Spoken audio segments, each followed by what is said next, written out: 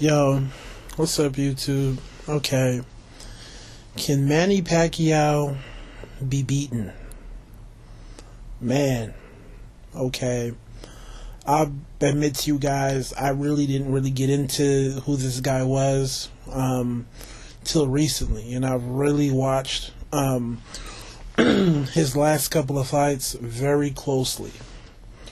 And I realized that in order for you to beat him, okay, who he is as a fighter now, you have to be willing to knock him out. Okay? In terms of hoping to win, in terms of the whole decision, that's not going to happen. He throws too many punches. Mathematically, it's almost impossible to beat him.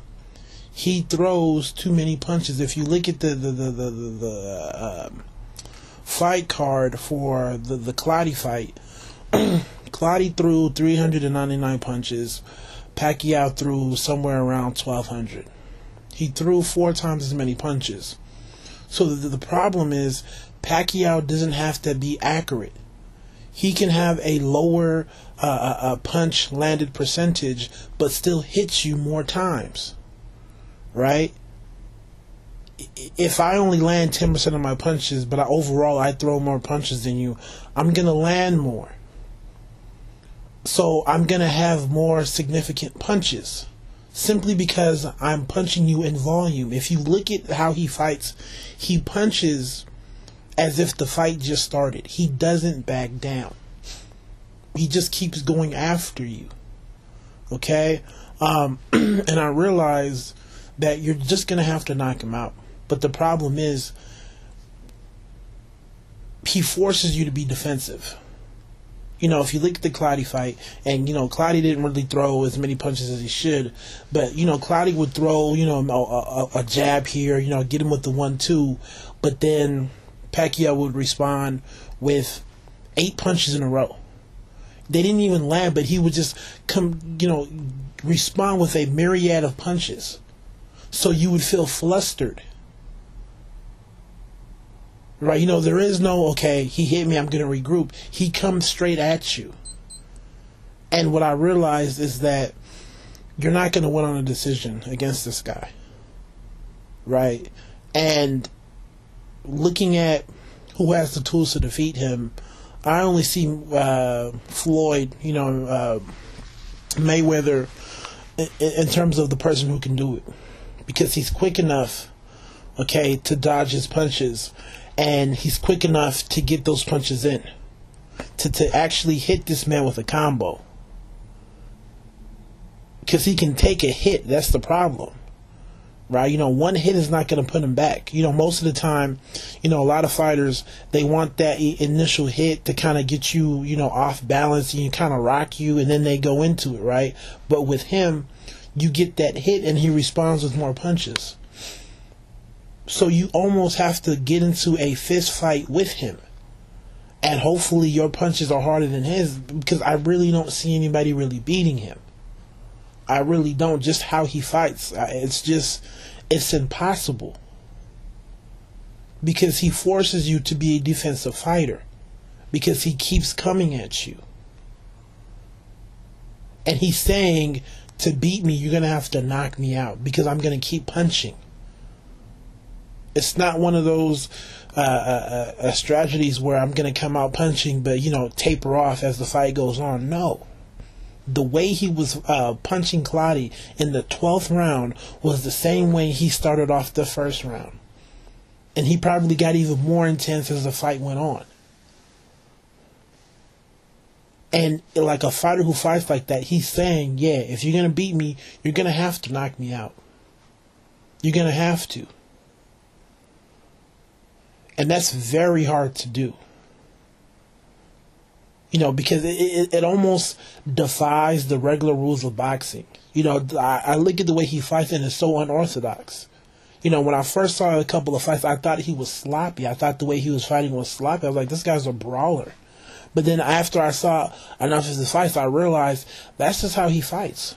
He's going to keep punching you. His stamina is ridiculous. Though for him to be able to keep it up, And it's so unconventional, and you can't fight him conventionally.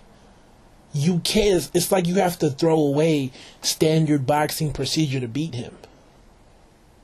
You have to say, yo, I'm going to knock you out or you're going to knock me out. That's about it. But I really don't see any opponent beating him on the whole decision thing, because he's going to have more punches thrown than you. Because of how he fights. You know, he doesn't, his defense is to punch. That's the crazy thing about it. So you hit him and it's not like, oh, I'm going to go back and regroup.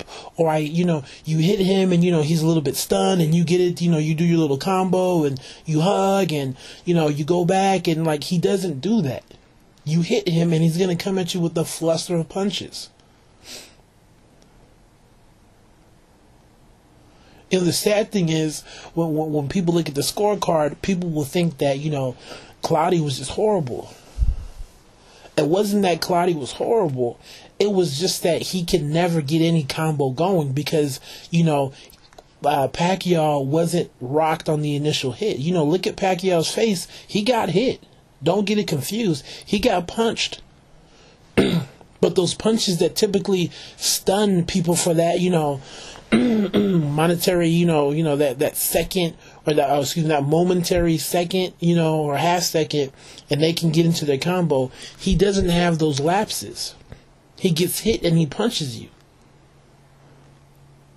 And so what I'm trying to say is, you have to say, yo, when we have this exchange, we're going to have to go at it. Typically, in my opinion, to see Pacquiao lose, the fight will probably only go 5 or 6 rounds. Because it's either you're going to knock him out or he's going to knock you out. But anything that's getting more into the 9th and 10th rounds, it's his fight. It's just his fight. It's just too much. And once again, it's not even about him being reckless. His defense is to punch. That is his defense. To stop you from punching him, he's just going to punch you. He's going to keep on punching you. And yes, he's not going to hit you, but you can only block for so long.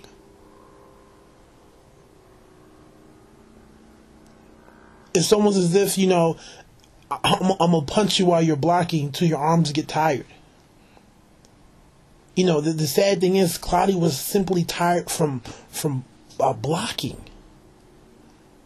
Blocking but still getting punched that many times, it's just like, it's going to have a wear and tear.